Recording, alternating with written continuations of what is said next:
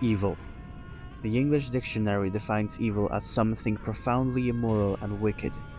By that definition, Griffith stands amongst the most evil characters ever conceived, a master of manipulation, ambition, and betrayal. Nothing exemplifies his cruelty more than the eclipse, a nightmarish ritual where he sacrifices the very friends who stood by him through everything. These were the people who fought for his dream, who lifted him to glory as the leader of the Band of the Hawk, and who risked everything to save him after his fall from grace. So why would Griffith commit such an unforgivable act? Was it a sudden descent into evil? Or was there always something darker, lurking beneath his ambition? His actions were monstrous, but they weren't without reason, no matter how twisted that reason may be.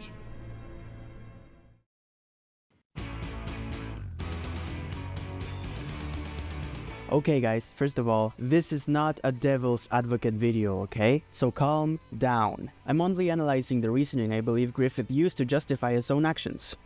Also, a little disclaimer, this video will contain disturbing imagery as portrayed in the 1997 Berserk anime adaptation. The video is also going to be a little sad, so yeah, prepare. Before analyzing Griffith's thought process, one thing must be made absolutely clear. His sacrifice of the Band of the Hawk was a conscious, deliberate choice, though he initially didn't fully understand how the eclipse worked, even warning Guts to stay away.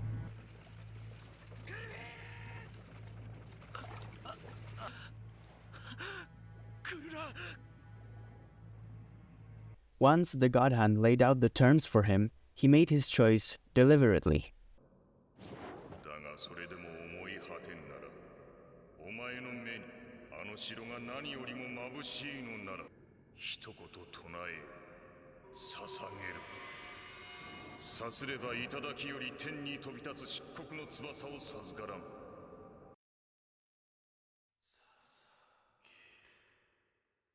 At this moment, Griffith is given an ultimatum. He sacrifices his friends or gives up his dream. This wasn't coercion or manipulation. He sacrificed everyone in cold blood.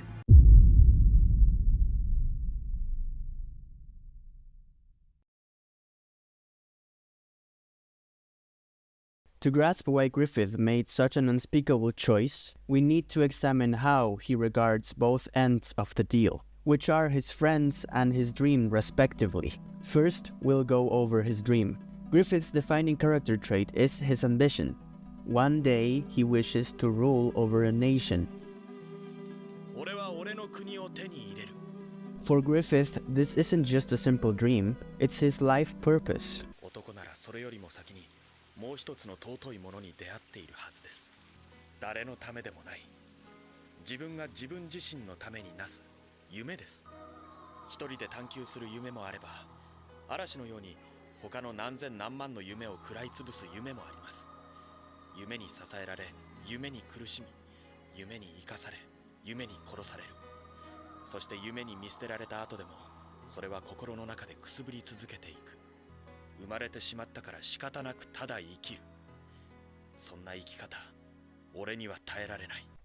Griffith wages constant war against predestination, his obsession with achieving his dream becoming the defining purpose that animates his every action.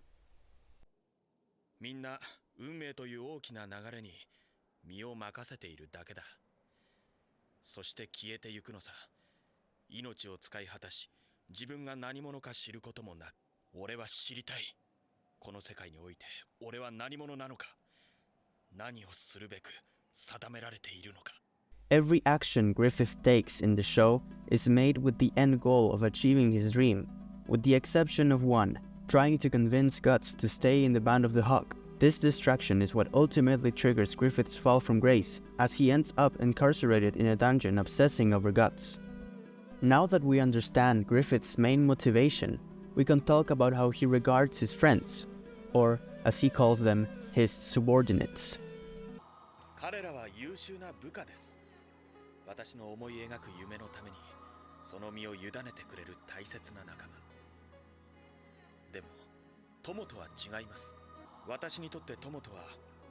決して人の夢にすがったりはしない。その夢を踏みにじるものがあれば、全身全霊をかけて立ち向かう。たとえそれが私自身であったとしても、私にとって友とはそんな対等のものだと思っています。Griffith's moral framework is clear. Only equals pursuing independent dreams qualify as true friends. This is why Guts is so important to Griffith, because he considers him a true friend. When his soldiers fall in battle, he feels no remorse, as their deaths represent voluntary sacrifices to the dream they chose to serve. In the following clip, it looks as if Griffith held remorse for his fallen comrade. こいつは幸せだっただろうか。夢の途中で夢を見ながら行けたのだろうか。この子を殺したのは俺の夢なのかもしれない。But later, Griffith clarifies his true feelings to Casca. 戦場に出るということはそれだけ多くの部下を失うということだ。もしかしてあの子のことで？違うよ。俺はね、キャスカー。俺の采配で命を落とした仲間たちに何ら責任を感じてはいないよ。なぜなら、これはあいつらが自分自身で選んだ戦いなのだから。For Griffith, his comrades are a useful tool to achieve his dream, and while he won't just send them to their death with no reason, he doesn't feel guilt when they die in battle.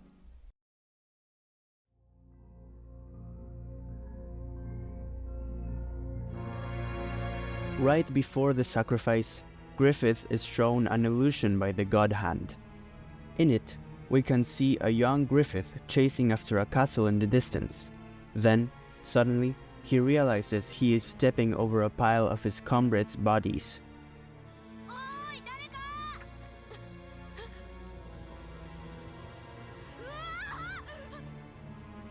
The God Hand clarifies to Griffith that to achieve his dream, he has to walk over their bodies. Otherwise, he will become a body himself. どうした？恐ろしくなったのかね？ダメだよ、そんなこと考えちゃ。そんなことしたら今度はあんたがこの屍の仲間入りすることにでごらんよ。自分の手を。But most importantly, the illusion remarks how if he gives up his dream, all the previous deaths will be in vain. To Griffith, this is very, very important. でももしあいつらのために、死者たちのために、俺に何かしてやれることがあるとしたら、それは勝つこと。あいつらが命を懸けてまでしがみついた俺の夢を成し遂げるために勝ち続けることだ。This mindset is what the God Hand exploits. Their argument: if you abandon your dream now, every death, past and future, will mean nothing. For Griffith, that's an unbearable thought. The eclipse isn't just about power. It's the final validation of his entire philosophy. Griffith's final rationale is terrifying in its simplicity. If sending men to die in battle never brought him guilt, why should the eclipse? The medium changes, sword or supernatural ritual, but the result remains identical.